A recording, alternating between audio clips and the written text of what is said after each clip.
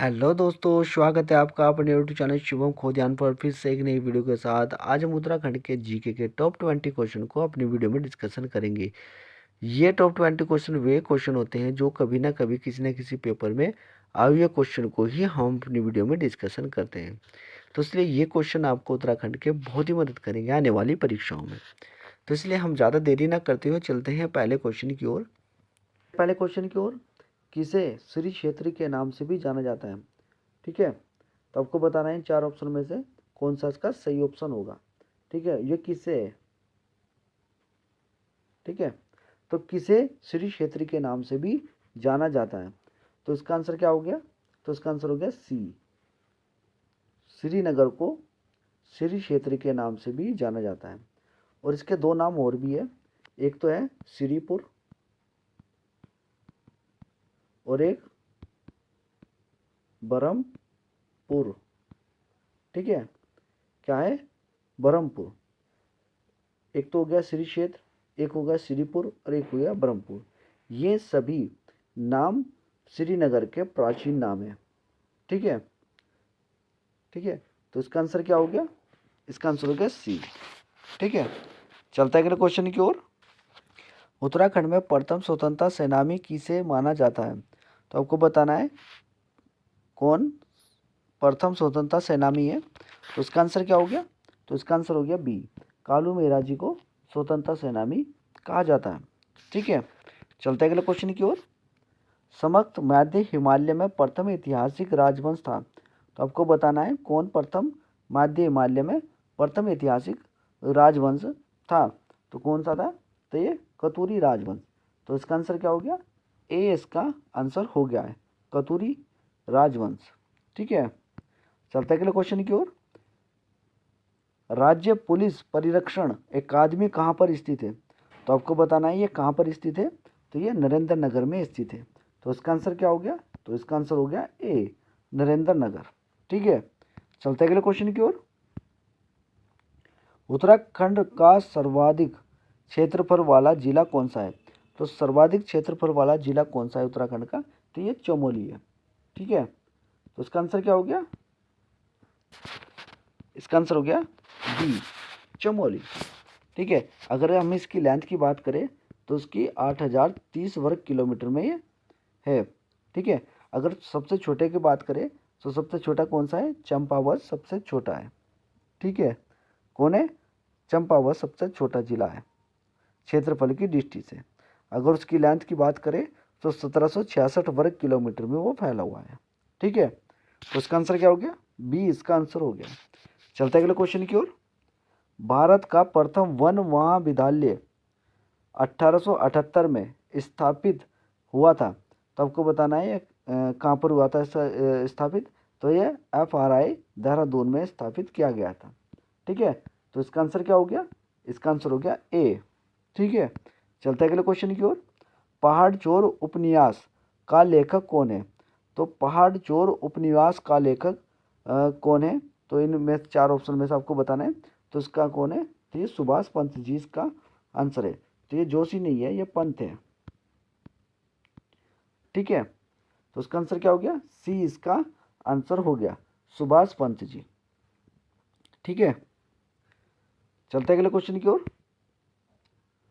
सुसवा किसकी सहायक नदी है? तो ये किसकी सहायक नदी है?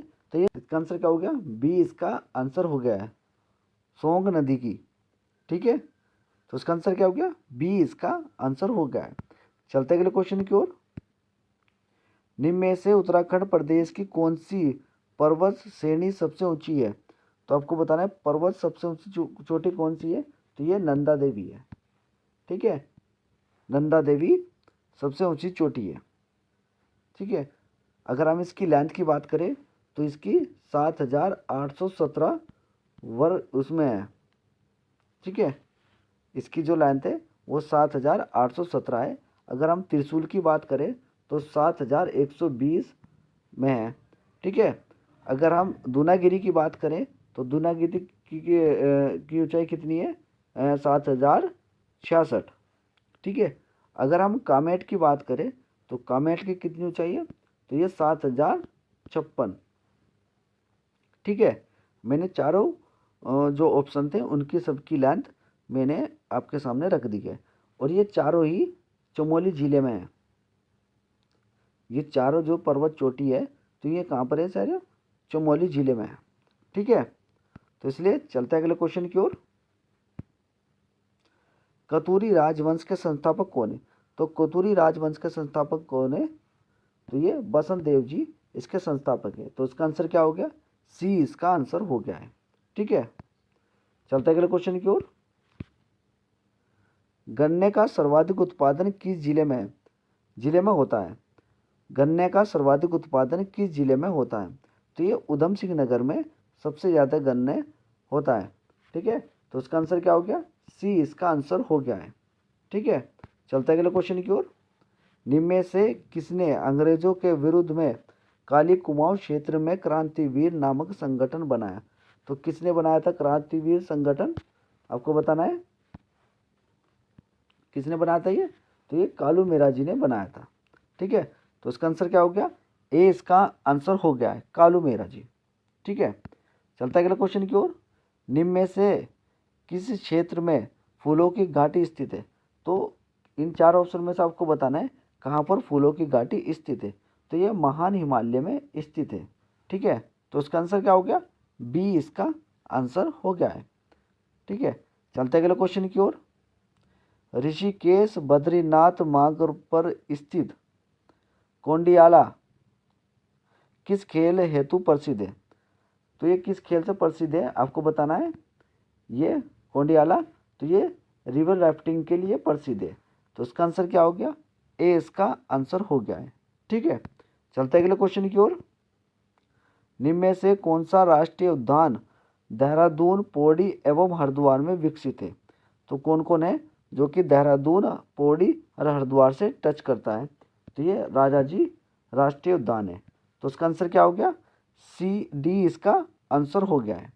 ठीक है, अगर जो कार्बेट राष्ट्रीय उद्यान है तो ये पौड़ी और नैनीताल जिलों में संपर्क करता है, इनकी सीमा यानी टच करता है। ठीक है, चलते अगले क्वेश्चन की ओर। जागर निम्नलिखित में से किससे संबंधित है? तो जागर जो होता है वो किससे संबंधित? क्षेत्रीय देव देवताओं से संबंधित होता है। तो इसका आंसर क्या हो गया? तो इसका आंसर हो गया बी, क्षेत्रीय देव देवताओं से संबंधित है। ठीक है, इसका आंसर क्या हो गया? बी इसका आंसर हो गया है। चलते अगले क्वेश्चन की ओर। बीच बचाओ आंदोलन के प्रवर्तक के रूप में किसको जाना जाता है? तो आपको बताना है ये किसको जाना जाता है बीच बचाओ आंदोलन में। तो ये विजय जड़धारी को जाना जाता है। ठीक है, तो इसका आंसर क्या हो गया? ए इसका आंसर हो गया, विजय जड़धारी जी। ठीक है, चलते अगले क्वेश्चन की ओर।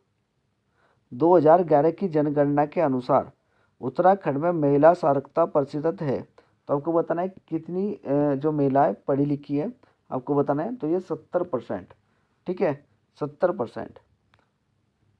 तो इसका आंसर क्या हो गया? ए इसका आंसर हो गया। ठीक है, चलते अगले क्वेश्चन की ओर। उत्तराखंड राज्य का मुक्त विश्वविद्यालय स्थित है। तो ये कहाँ पर स्थित है आपको बताना है। तो ये हल्द्वानी में स्थित है, हल्द्वानी नैनीताल। ठीक है, ये नैनीताल में पड़ता है। अगर इसकी स्थापना की बात करें तो ये 2005 में इसकी स्थापना हुई थी।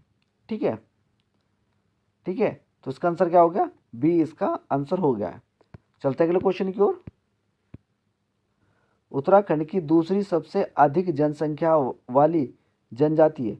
तो उत्तराखंड में जो दूसरी जनजाति कौन सी है दूसरे नंबर की? तो ये जौनसारी है। ठीक है, कौन सी है? जौनसारी है। तो इसका आंसर क्या हो गया? सी इसका आंसर हो गया। ये वीडियो का लास्ट क्वेश्चन था। अगर आपको वीडियो अच्छी लगी हो तो प्लीज़ वीडियो को लाइक करें, शेयर करें, कमेंट करें। साथ में हमारे यूट्यूब चैनल को सब्सक्राइब करना ना भूलें। साथ में बेल आइकन का बटन भी दबाना ना भूलें, जिससे हमारी नई वीडियो का नोटिफिकेशन आपको मिलता रहे। धन्यवाद।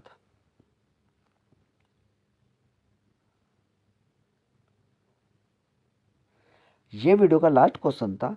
अगर आपको ये उत्तराखंड के टॉप 20 क्वेश्चन अच्छे लगे हो तो प्लीज़ वीडियो को लाइक करें, शेयर करें, कमेंट करें। साथ में हमारे यूट्यूब चैनल को सब्सक्राइब करना ना भूलें।